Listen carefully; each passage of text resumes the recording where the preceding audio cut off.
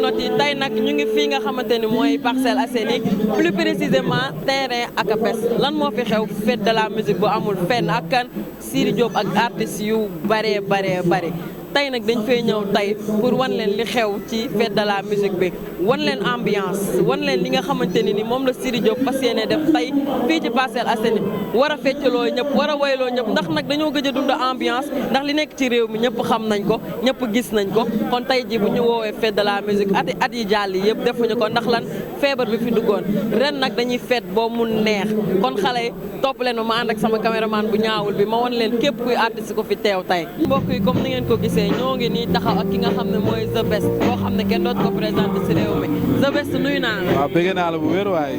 yaa ngi ci jàmm bu baax. waaw sant alhamdulilah. waaw The Best daa mel tey da ngaa ñëw ambiance. waaw bon dañoo ñëw pour liggéey si.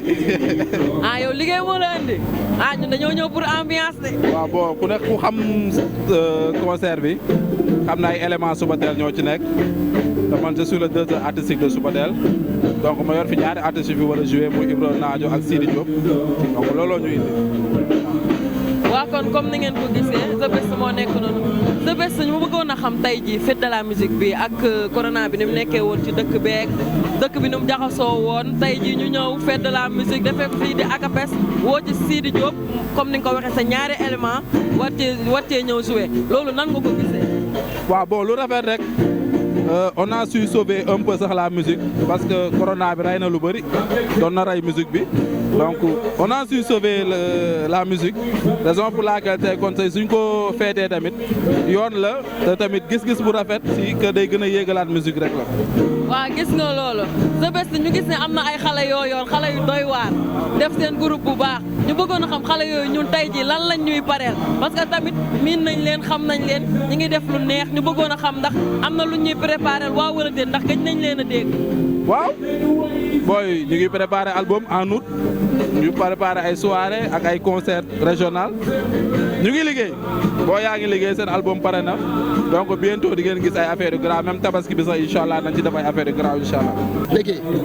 waa dégg ngeen loolu kon xam ngeen ni tey fête de la musique bi day wàcc Padros fête de la musique am na ren amul daaw noo ko dundee.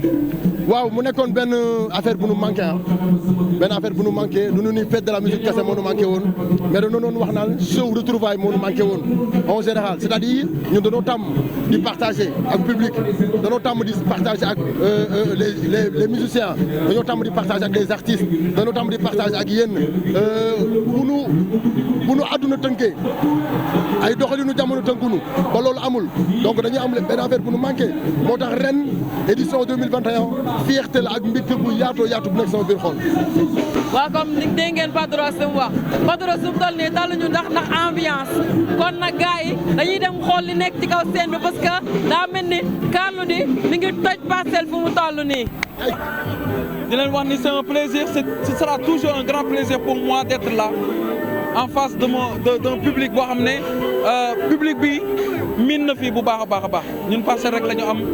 fii la ñuy représente fii mooy suñu fief mooy suñu lépp donc c'est toujours un grand plaisir d'être là pour fêter la fête de la musique xam nga ñun musique la ñu am mooy suñu métier dañ koy jëmmal saa su ne. kan ñu gis ni ñu ngi jógee ci ay événements yoo xam ne genre corona beeg yooyu noonu yëpp yi fi jaar yëpp gis nañ ko loolu kenn dootu ko nettali kenn defe naa ma bëggoon xam tey ji ak feebar bi ni mu duggee ci réew mi ñëw bouleversé lépp génn ba tey ji ngeen di def fête de la musique yéen lan ngeen ca am nii fu mu toll.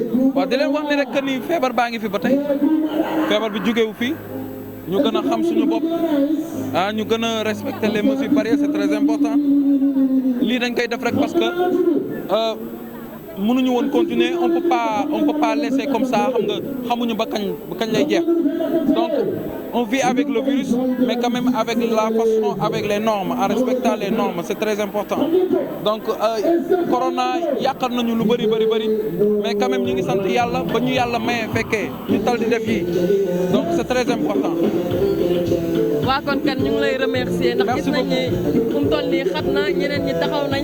mooy loolu faaw rek ñëw dugg xool. jërë ngeen jëf d'accord merci. jërë ngeen jëf et yéen tamit ñoo ngi leen di delloo njukkal di leen wax ni merci. bu fekkee jàll na ay yeneen affaire la ñuy def ak moom di xaar Sidi Diop Carlou D ngi noonu di jàll di xaar ñoom DJ Awadi di xaar ñoom Matador di xaar ñoom Koumane bëgg a def loo xam ni Parcelles da ciy bëgg artistes yëpp dañ ciy bëgg et puis indi DJ ci base gars yi gëj nañ ko gis indi DJ Nova gars yi ñëw ñu bëggee on dit qu'on fait la musique dafay traverser ay moments yu difficile spectacle yu toll yu mag yu toll nii gëj fi am ñu indi spectacle yu mag yu toll nii pour wane ni affaire bi mën na nekk fii quoi. mais grand macha allah nga yàgg ci ak sa expérience boo doon wax lan lañ ci war a dolli pour mu gën a jëm ci kanam. cere ñeex rek lañ ci dolli. cere ñeex rek lañ ci dolli. ñeex foog le gouvernement joue sa partition foog le ministère de la culture joue sa partition lii dañu dem waxtaanee ko ak ministère de la culture ñoom ñu jàpp si waxtaanee ko ak commune bu Parcelles monsieur le maire Moussa Sy mu jàpp ci waxtaan ci ak Bass Sonko mu jàpp ci ñëw teg matériel am gratuitement may ko Parcelles xam nga ñu li ci des frais yi ci des ñu góorgóorlu ci xam nga macha allah quoi. mais grand du la téye lu bari mais noo gisee showbiz léegi entre Sidi Diop Wally yeneen boy yi boo amoon loo leen di wax parce que conseil bi ñoom dinañ ko soxla.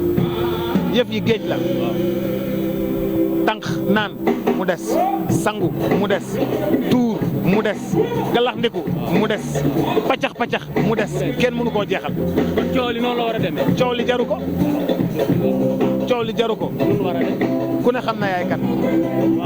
waaw kon nag. conseil man a xam ma ñëw gis waa àdduna bi kii. waaw damaa yàgg gëm. bëgg ma te yàlla tax. dooleel ma may ma fit.